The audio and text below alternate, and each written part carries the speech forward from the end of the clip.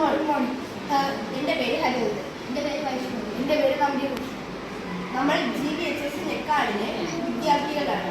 നമ്മളിവിടെ ഒരു ആർഡിനോ ബേസിൽ RFID ലോഗോക്കാണ് ഉണ്ടാക്കിയിരിക്കുന്നത്. ഇതിലെ ആർഡിനോയിലെ അറ്റ്മെഗ 328P എന്ന് പറയുന്ന ഒരു പ്രോസസ്സറിൻ്റെ സഹായത്തിലാണ് ഇത് മൊത്തം വർക്ക് ചെയ്യുന്നത്. ഇത് RFID module, bread board, UNO board, jumper wire, servo mode.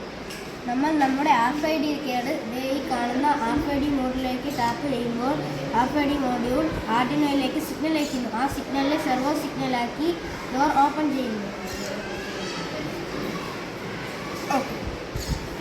ഇതിന് ഒരുപാട് ബെനിഫിറ്റ്സ് ഉണ്ട്. അതായത് ഇത് നമ്മൾ ടാപ്പ് ചെയ്തതിന് ശേഷം ഒരു 10 സെക്കൻഡ് വെയിറ്റ് ചെയ്താൽ മാത്രമേ ഇത് അടയുള്ളൂ.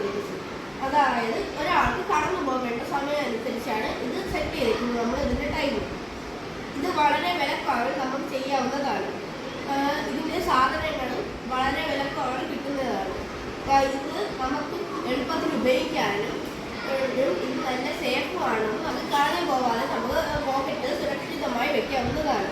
മാത്രമല്ല ഇതിൻ്റെ കാർഡുകൾ എന്ന് പറയുന്നത് ഓരോ സ്പെസിഫിക് കോഡുണ്ട്. ഓരോ കാർഡിനും ഇതിൽ ആഡ് ചെയ്തിരിക്കുന്ന കാർഡ് അനുസരിച്ചായിരിക്കും ഇത് ഡോർ ഓപ്പൺ ചെയ്യുന്നത്.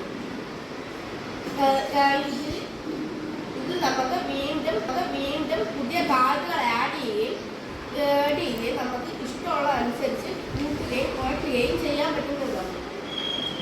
ഇതിന് കേടുപാട് വല്ലതും പറ്റിക്കഴിഞ്ഞാൽ നമുക്ക് ഇതിനെ പെട്ടെന്ന് ശരിയാക്കി എടുക്കാനും പറ്റും. അത് മാത്രമല്ല തെറ്റായ കാർഡ് നമുക്ക് കൂടുതൽ ടാപ്പ് ചെയ്ത് കഴിഞ്ഞാൽ ഇതിന് ഡോർ ഓപ്പൺ ആകത്തില്ല. അതാണ് ഇതിൻ്റെ മറ്റൊരു പ്രത്യേകത.